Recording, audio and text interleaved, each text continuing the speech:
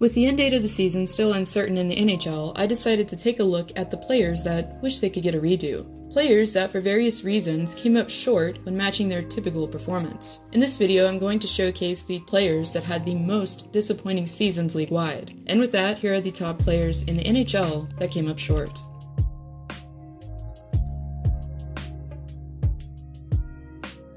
Things in the Lone Star State, before the season began, were definitely looking up, as the Stars acquired San Jose's previous captain, Joe Pavelski.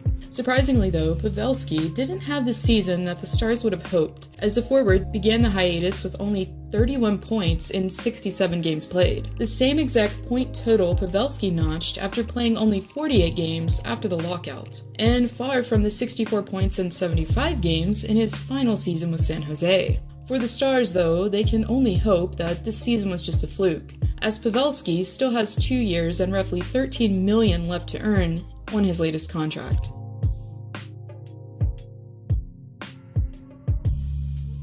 After making quite a name for himself in Pittsburgh, Kessel parted ways with the Pens to be reunited with former coach Rick Tocchet.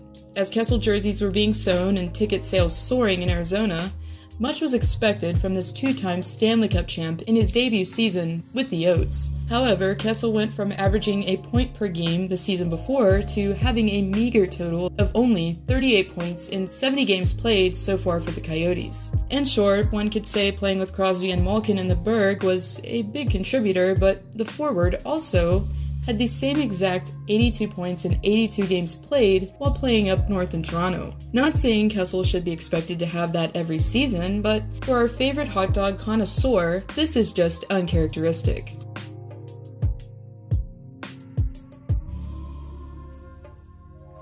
The 2018-19 season was what one could compare to a breakout season for Viktor Arvidsson. Not only set a franchise record with 34 goals in 58 games played, but also led the NHL with 1.85 goals at even strength. This season, however, Arvidsson eventually became frustrated with himself after getting less than half the amount of tucks as the season before with only 15 in 57 games played. "I don't feel like I have the speed that I had last year," says Arvidsson. "I don't have the speed to challenge people, and I've got to find it. I think that's a big part of it," he says.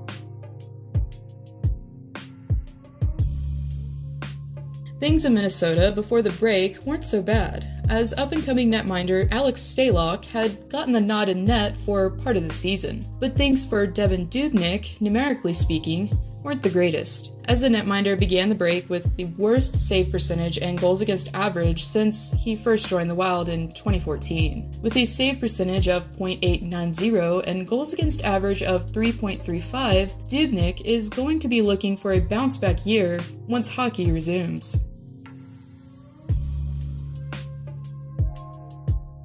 Once a rookie phenom that displayed much promise coming in, Gaudreau on the 23rd game of the 2019-2020 season found himself being a healthy scratch and being replaced on the top power play unit. Gaudreau, who had a knee surgery mid-season in January, still wasn't able to return to form after rejoining the lineup in February. Ghost Bear quickly found himself in an attempt to retune his game while playing for the Lehigh Valley Phantoms of the AHL for 2 games, and went into the break with possibly the worst numbers of his career to date, with only 5 goals and 7 assists in 42 games played for the Flyers.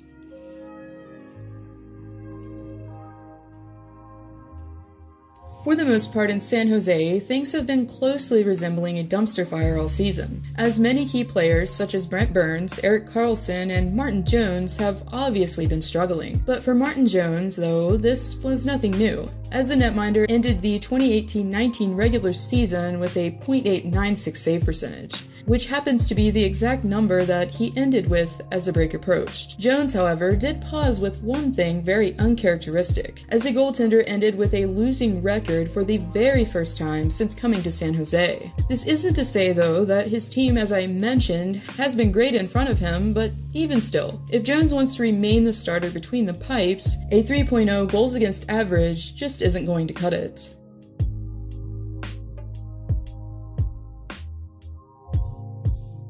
last postseason was one that Flames forward Johnny Gaudreau would probably like to forget, as Johnny Hockey, upon the early exit from the playoffs, had only 1 assist on the man advantage in 5 games played. And unfortunately for the former Lady Byng recipient, this trend didn't dissipate as the 2019-2020 season approached, as Gaudreau went from being one shy of 100 points in 82 games played to only notching 58 points after playing in 70 games. Granted, this isn't the worst season ever, but for Johnny Ham and Cheese, this definitely wasn't his best.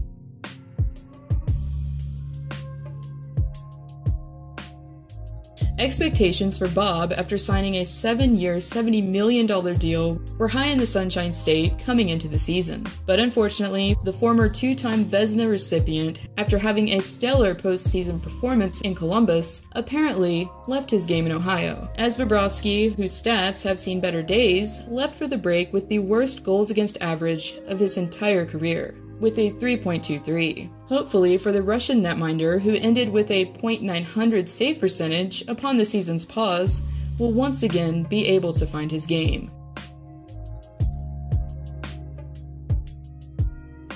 And possibly the player with the most disastrous season of the 2019-2020 campaign, the former Norris recipient came into New Jersey already on the decline. Subban, who will be taking over 16% of the team's cap hit next season, was only able to notch a measly 18 points after 68 games played. However, this wasn't too far away from last season's point totals, as Subban finished with only 31 points in 63 games played for his last season in Nashville. But even still, for the Devils defenseman, this has been his worst season thus far, out of his entire 11-year NHL career.